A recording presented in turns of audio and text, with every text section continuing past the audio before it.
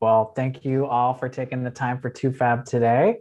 I guess I just wanted to start by asking everyone if anyone needed maybe to be talked back into coming for season two, or if you had concerns outside of filming during COVID. I personally worked pretty hard to not have to film season two because I didn't think that I wanted to get back into, I really felt like I'd signed on originally as Brody's wife, and that was kind of my role Yeah. in the show. I didn't really want to continue with it. I just kind of wanted to move on.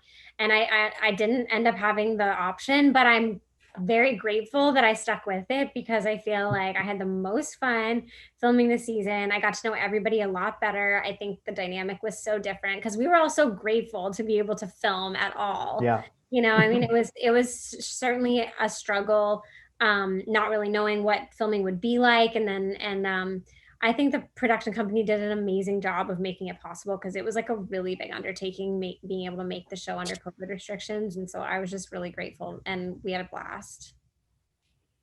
And for Jason and Ashley, did you have any concerns before coming back for a second season, or were you ready to go?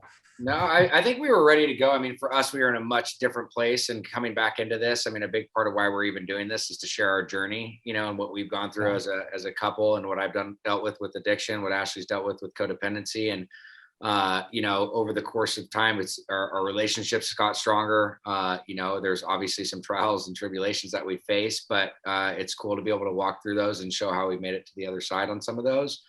And ultimately, I was excited. I think this year, to Kaitlyn's point, I mean, and I'm grateful like Kaitlynn came back on. Carol, I mean, everybody in this room specifically is we've developed a really good relationship with on and off the camera, which has been exciting. Because the first season, it was like, hey, I haven't seen you guys in 12 years. And a lot of you I didn't have the best communication with when I was around last time. I was like 3 sheets to the wind, but good to see you again. So it was very weird for me. And I mean, I think Ashley even actually adapted better than I did last year. Versus this season, I really felt for myself that I was like, okay, I finally feel like I know where I'm at right now. So it was I was actually happy with it. This season was way better than last season. Yeah, I agree. Good. I think it was really nice, especially after the pandemic. You come into this you're very in a vulnerable state. A lot of us had a lot of hurt. We were very fragile, and so we kind of leaned on each other because we were our pod, per se. Yeah. So you're going through these hardships and trials and tribulations, and you're finding like the common denominator with the friends around you. And some people, didn't understand it at all. Some people you became so much closer with because they were going through the same thing that you were going through. And it created a really special bond between some of the cast members, and it felt a lot more comfortable. And I think you'll be able to see that this season. And for Caroline joining the show this season, what kind of thought process did you go through before signing on? Did people maybe give you some warnings ahead of time? Or I guess just what was that like for you? Definitely. It was kind of like, okay, at this age in life, you have a child, like why would you go and do a reality show? I grew up in LA, so it's not like I haven't seen what it's done to some people in a negative light or in a positive light. I truly found it as like a saving grace, to be honest. I went through a really, really hard time after my divorce, and then COVID hits. And then I was working really hard on my company, Pizza Girl. I got into over 100 supermarkets. COVID hits 2 days, completely lost all my shelf space and wasn't able to resource my ingredients because the big companies, bought up all the farms. And I just remember crying, and I left my divorce with absolutely nothing, with zero. And honestly, I found so many people on this show actually reached out to me and seriously helped me. Like Whitney, actually, she's really good on social media, and she made me a flyer to post on my Instagram, alerting all my supermarkets and customers that this is what's happening. I'm not able to source, and I hope you stick around because I promise you I'm going to get it back together. So that was really cool of her. And then just like everybody kind of cheering me on was really helpful. I mean, obviously there's a couple people that were not cheering me on and that desperately tried to keep me off this show. There was, I was around last season, and I found out that there was like lots of conversations to keep me off the show. Not sure why. But I ended up making it, and and it's been amazing. I got my company back up and running. I have some serious friendships out of it, and I'm just in a much better place now. And I attribute a lot of that to the show. Good.